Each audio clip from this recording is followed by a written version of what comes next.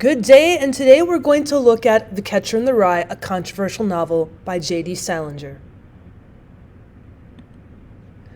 So before we get into the author and a little bit about the background or introduction of the novel, let's give you a few facts about it first.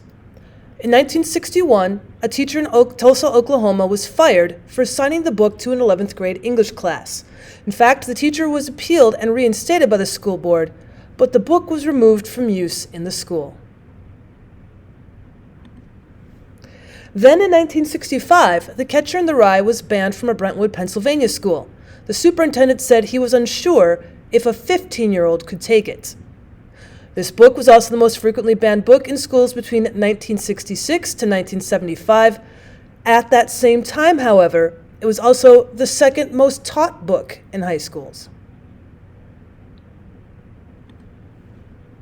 Now, in 1977, the parents of a girl in New Jersey fought unsuccessfully to have the book removed from curriculum, calling it filthy and sex education. Then in 1982, school officials removed the book from all school libraries because it contained excess vulgar language, sexual scenes, and things concerning moral issues. Then when we move on into the 1990s, according to the Chicago-based American Library Association, the book was the 13th most frequently challenged book in the country's school systems. Then in 2004, parents and the community in Noble High School in Maine argued against including the book in the curriculum.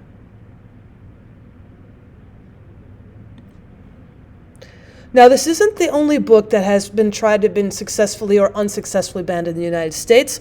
Other books that have been challenged for being taught in the schools include Shakespeare's Hamlet and King Lear, Mark Twain's Tom Sawyer and Huckleberry Finn. We also see books such as Dr. Dolittle, Lord of the Flies, A Clockwork Orange, A Child Called It, and even the Bible.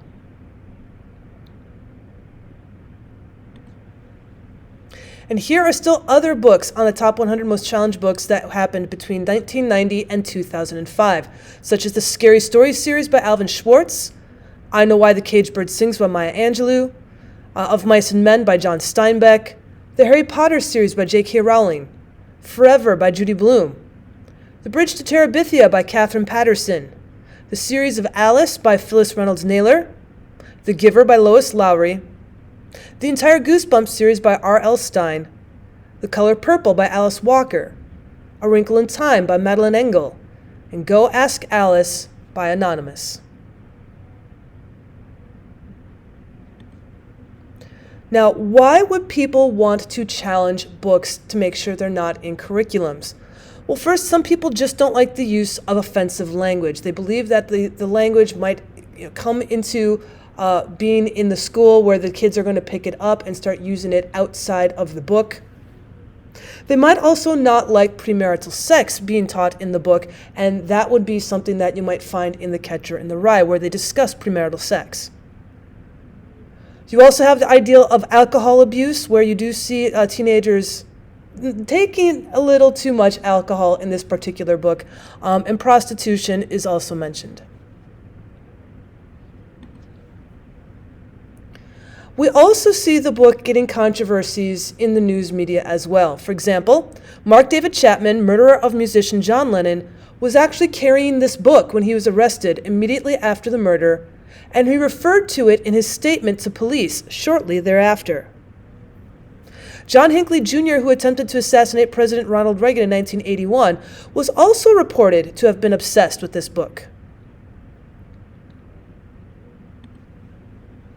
Still, The Catcher in the Rye remains one of the most taught books in schools, as well as one of the most popular among teens and adolescents. It tells the story of Holden Caulfield, who hates school, has been expelled, and takes off to New York City for a few days. Told from a first-person viewpoint, The Catcher in the Rye depicts a young man's painful journey towards a coming of age.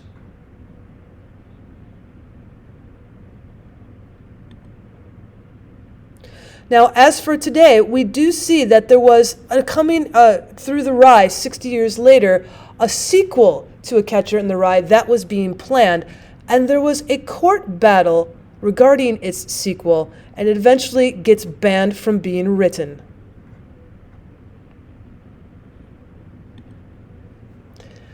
Now you have, "I'm pretty blown away by the judge's decision," said the author, Mr. Colting, in an email message after the ruling.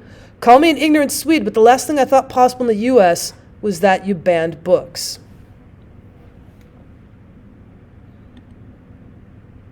Now, looking at A Catcher in the Rye in itself, what are some of the book's details? Well, it's a frame story. That means you have a story within a story.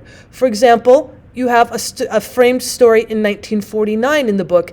You're in California, somewhere near Hollywood. But at the same time as you're progressing through the story, you also have the story from 1948 in Hagerstown, Pennsylvania, and New York City, the post-World War II setting.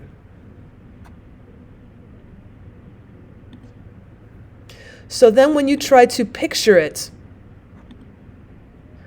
Holden, in 1949, at age 17, is now trying to tell the story from himself a year before.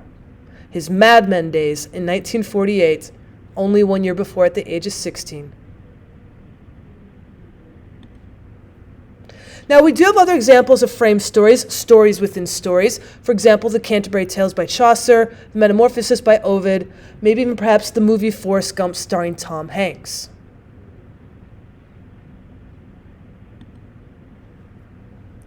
More background information about your story, The Catcher in the Rye, is that it also uses a stream of consciousness.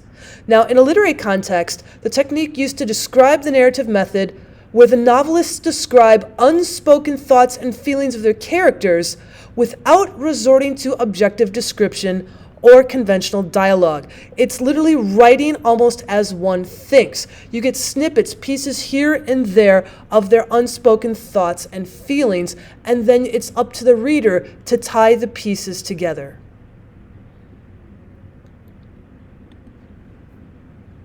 As for the author, J.D. Salinger, he was very elusive in life. Little is known about his current life other than he's living somewhere in New Hampshire.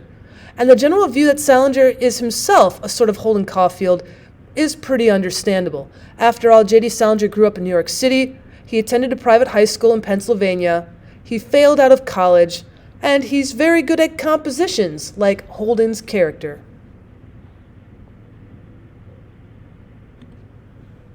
And when asked in a 1953 interview if the story was autobiographical, J.D. Salinger replied, "Sort of. My boyhood was very much the same as that of the boy in the book, and it was a great relief telling people about it." Now, beginning in the early 1960s, Salinger began to publish less and to withdraw from society. In 1965, he withdrew almost completely from public life, a stance that he has maintained up to the present. This reclusiveness, ironically, has made J.D. Salinger even more famous. Now, he's only granted 2 interviews since the book was published, one in 1974 to denounce a pirated anthology of his collected short stories, and one in 1980 to speak to the Boston Globe. Now, there have been few brief public statements that Salinger has made that suggests he continues to write stories to this day, implying that the majority of his works may not appear until after his death.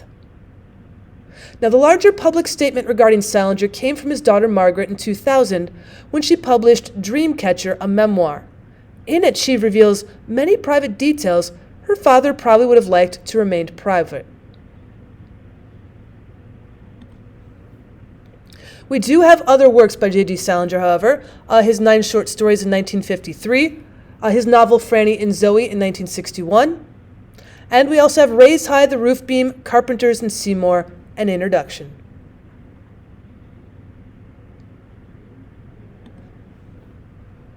Now, back to The Catcher in the Rye. It was published at a time when the burgeoning American industrial economy made the nation prosperous, and it entrenched social rules that served as a code of conformity for the younger generation. Other things that were happening in Holden's world: the first color newsreel was shown by Warner Brothers. The United States Supreme Court rules that religious instruction in public schools violated the Constitution. President Harry Truman signs the Marshall Plan, which authorizes $5 billion in aid for 16 countries after World War II. And we also see the Arab-Israeli War. Egypt, Transjordan, Lebanon, Syria, Iraq, and Saudi Arabia all attack Israel.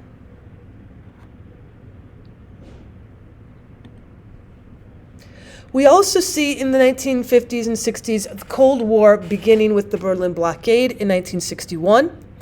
We also see President Harry S. Truman issuing the second peacetime military draft in the United States amid increasing tensions with the Soviet Union.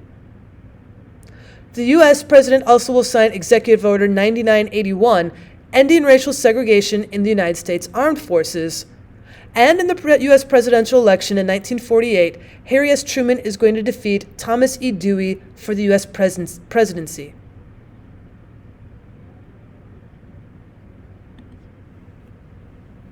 Thank you so much for stopping by to have an introduction into J.D. Salinger's The Catcher in the Rye. If you'd like me to go through some of the chapters of The Catcher in the Rye, or if you'd like to learn more about J.D. Salinger, leave a comment down below. Let me know what else you'd like to learn. And as always, I'd appreciate it if you subscribed.